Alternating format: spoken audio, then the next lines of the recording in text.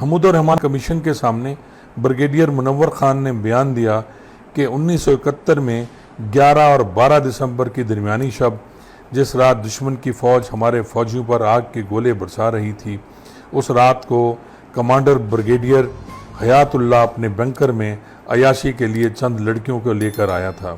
Commission کو brigadier عباس bag نے بتایا کہ بریگیڈیئر جہاز برباب، جو بعد میں لیفٹنٹ جنرل ہو گئے تھے اور ملتان میں میونسپل کمیٹی کے چیئرمین تھے، نے ایک BCS افسر سے رشوت کے طور پر 1 لاکھ کا مطالبہ کیا تھا۔ افسر نے خودکشی کر لی تھی اور اپنے پیچھے ایک پرچی پر لکھا چھوڑ گیا کہ بریگیڈیئر جہاز برباب نے اس سے 1 لاکھ کا مطالبہ کیا۔ کمیشن کی تحقیقات سے یہ بات بھی سامنے آئی کہ میجر جنرل خداداد Khan editor general Pakistan army کے نہ صرف مشہور زمانہ جنرل اقلیم اختر رانی کے ساتھ ناجائز تعلقات تھے، بلکہ اس نے مارشل لا کے دوران کئی مقدمات دبانے میں جنرل رانی کی معاونت بھی کی۔ مارشل لا کے دوران کئی کاروباری سودوں میں وسیع پیمانے پر رقم کی خود برد کے الزام بھی میجر جنرل خداداد خان پر ہیں۔ جنرل اے کے نیازی کے لاہور کی سعیدہ بخاری کے ساتھ مراسم تھے، جس نے سینوریٹا ہوم کے نام سے گلبرگ میں گھر کو کوٹھا بنایا ہوا تھا۔ یہی سعیدہ بخاری اس وقت لاہور میں جنرل آفیسر کمانڈنٹ اور بعد میں کور کمانڈر ٹائیگر نیازی کے ٹاؤٹ تھی اور غیر قانونی کاموں اور رشوت ستانی میں اس کی مدد کرتی تھی۔ سیالکوٹ کی بدنام زمانہ شمیم فردوس بھی نیازی کے لیے اس خدمت پر مامور تھی۔ فیلڈ انٹیلیجنس کی 604 یونٹ سے میجر سجاد الحق نے کمیشن کو بتایا کہ ڈھاکہ کے ایک گھر میں جرنیلوں کے عیاشی کے لیے بارہا ناچنے گانے والیاں لائی جاتی تھیں۔ ٹائیگر نیازی اپنے 3 ستاروں اور کور کے جھنڈے والی سٹاف کار پر بھی ناچنے والوں کے در کے طواف کرتا تھا۔ لیفٹنٹ کرنل عزیز احمد خان نے کمیشن کو بتایا، فوجیوں کا کہنا تھا کہ جب کمانڈر خود بلاتکاری ہو تو فوجیوں کو کیسے جبری زنا سے روک سکتا ہے۔ انتہائی بے شرمی اور ڈھٹائی سے خواتین سے زیادتی جیسے گھناؤنے جرم کا دفاع کرتے ہوئے نیازی نے کہا تھا کہ یہ کیسے ممکن ہے کہ آپ کسی جوان سے تو توقع کریں کہ وہ جیے اور لڑے مشرقی پاکستان میں اور جنسی بھوک مٹانے کے لیے جہلم جائے۔ یحییٰ خان شراب اور عورتوں کا رسیہ تھا۔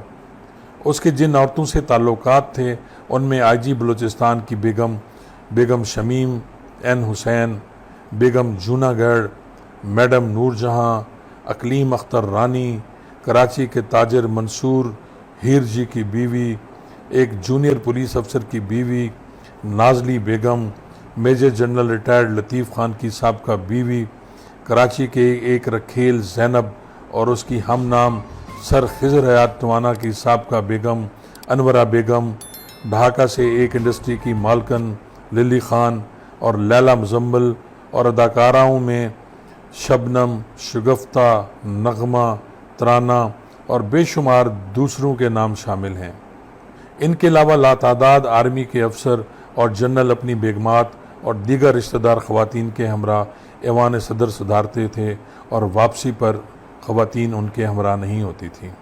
اس رپورٹ میں 500 سے زیادہ خواتین کے نام شامل ہیں جنہوں نے اس ملک کے سب سے ملعون حاکم کے ساتھ تنہائی میں وقت گزارا اور بدلے میں سرکاری خزانے سے بیش بہا پیسہ اور دیگر مراد حاصل کی۔ جنرل نسیم، حمید، لطیف، خداداد، شاہد، یعقوب، ریاض پیرزادہ اور کئی دوسروں کی بیویاں باقاعدگی سے یحییٰ کے حرم کی زینت بنتی رہیں۔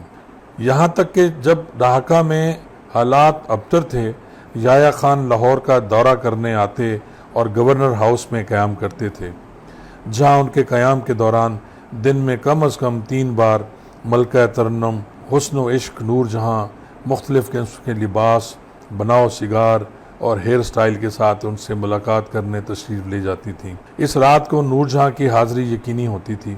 جنرل رانی نے سابق IG جیل خانہ جات حافظ قاسم کو بتایا کہ اس نے خود کو جنرل یحییٰ اور ملکہ ترنم نور جہاں کو بستر پر ننگے بیٹھے اور پھر جنرل کو نور جہاں کے جسم پر شراب بہاتے اور چاٹتے دیکھا تھا، اور یہ عین اس وقت کی بات ہے جب مشرقی پاکستان جل رہا تھا۔ بیگم شمیم N حسین رات گیا جنرل یحییٰ کو ملنے آتی اور صبح واپس چلی جاتی۔ ان کے شوہر کو سوئٹزرلینڈ میں پاکستان کے سفیر کے طور پر بھیجا گیا، جبکہ بعد ازاں بیگم شمیم کو آسٹریا کے لیے سفیر مقرر کر دیا گیا تھا۔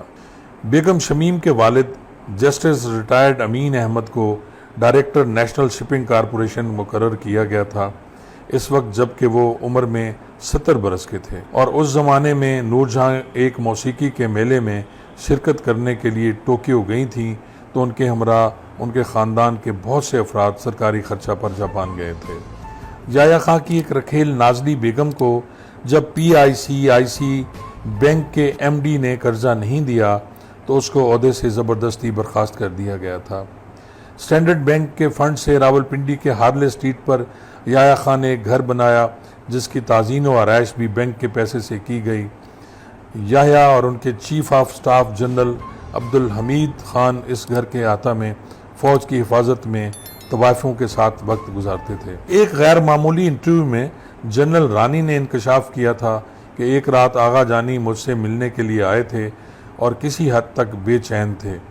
آتے ہی مجھ سے پوچھا، تمہیں فلم دھی رانی کا گانا چیچی دا چھلا آتا ہے؟ میں نے مسکراتے ہوئے جواب دیا، میرے پاس گانا سننے کا وقت کہاں ملتا ہے۔ اس وقت انہوں نے ملٹری سیکرٹری کو فون کیا اور نغمے کی کاپی لانے کا حکم صادر کر دیا۔ رات کے 2 بجے کا وقت تھا، بازار بند تھے۔ ملٹری سیکرٹری کو 1 گھنٹے کے اندر ایک آڈیو البم کی دکان کھلوا کر گانے کی کاپی حاضر کرنا پڑی، جس کے بعد آغا جانی خوشی خوشی نغمہ سن رہے تھے اور اس کی اطلاع نور جہاں کو کر دی گئی تھی۔ یحییٰ خان کے دور حکومت میں اداکارہ ترانہ کے بارے میں ایک لطیفہ زبان زد عام تھا کہ ایک شام ایک عورت صدارتی محل میں پہنچی اور یہ کہہ کر اندر داخل ہونے کا مطالبہ کیا کہ میں اداکارہ ترانہ ہوں۔ سیکیورٹی گارڈ نے جواب دیا کہ تم کیا ہو، ہمیں پرواہ نہیں ہے، ہر کسی کو اندر جانے کے لیے پاس کی ضرورت ہوتی ہے۔